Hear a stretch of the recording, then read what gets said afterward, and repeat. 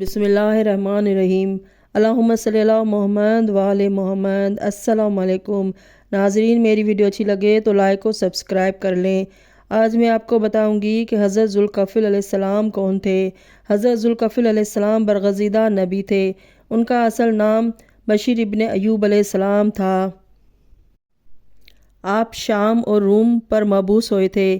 ایک روایت میں ہے کہ آپ مشہور نبی تھے اور آپ کو غصہ کبھی نہیں آیا تھا۔ آپ بے مثل مہمان نواز تھے۔ آپ مقدمات کے بھی فیصلے کیا کرتے تھے۔ آپ کو ذوالکفل کیوں کہا جاتا ہے، آپ کا یہ لقب کس طرح قرار پایا، اس کے متعلق بہت سی روایتیں ہیں۔ ایک روایت میں ہے کہ آپ نے ایک نبی کی ہدایت اور احکام کی کفالت کی تھی۔ اس نبی نے کہا تھا، جو قائم اللیل اور صائم النہار ہو، یعنی رات بھر نمازیں پڑھتا ہو اور دن بھر روزے رکھتا ہو اور غصہ بھی نہ کرتا ہو، میں اسے اپنا جانشین بناؤں گا۔ چنانچہ آپ نے وعدہ فرمایا، ان کے احکام کی پوری کفالت کی، ان کی وصیت کے مالک بنے، اس لیے آپ کو ذوالکفل کہا گیا۔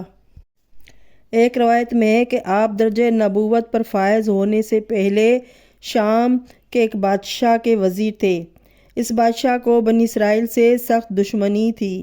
وہ اپنی فوج بھیج کر بنی اسرائیل کو اکثر قتل کرا دیا کرتا تھا۔ جب یہ وزیر ہوئے تو ان کے زمانے میں بھی اس نے بدستور فوج کا ایک دستہ بھیج کر بنی اسرائیل کو قتل کرا دیا اور 100 علماء، فضلاء، عظماء کو گرفتار کرا لیا۔ حضرت ذوالکفل علیہ السلام کو جب معلوم ہوا تو وہ بادشاہ کی خدمت میں تشریف لے گئے اور اس سے دریافت کیا کہ ان کے متعلق کیا ارادہ ہے۔ اس نے کہا کہ میں عنقریب ان کو قتل کرا دوں گا۔ حضرت ذوالکفل علیہ السلام نے بادشاہ سے کہا کہ ابھی ان کے قتل کرانے کا وقت نہیں آیا، بہتر ہوگا کہ انہیں میرے حوالے کر دو۔ بادشاہ نے ان سب کو ان کے حوالے کر دیا۔ یہ انہیں اپنے ہمراہ لے گئے، ان کی عزت و توقیر کی، ان کی بیڑیاں کٹوائیں، انہیں خوشگوار کھانا کھلایا اور رات کے وقت رہا کر کے فرمایا کہ تم لوگ راتوں رات اس کے قلمرو سے نکل جاؤ۔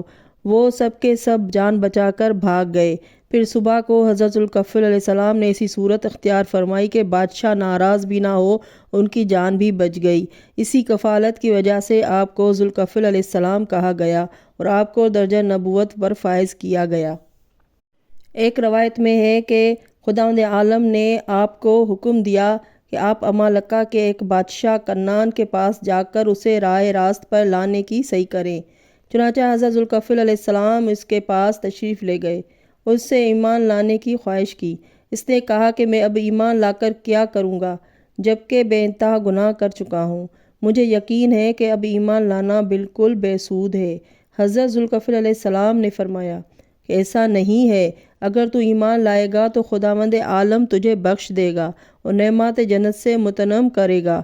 اس نے کہا کہ اس کی کوئی دلیل ہونی چاہیے اور کوئی ثبوت ہونا چاہیے کہ میں بخش دیا جاؤں گا اور میرا ایمان قبول کر لیا جائے گا۔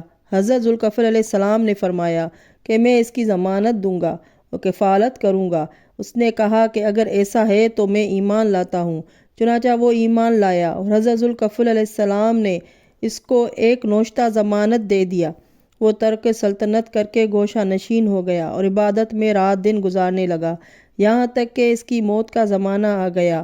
اس نے وصیت کی کہ یہ خط میرے کفن میں رکھ دیا جائے۔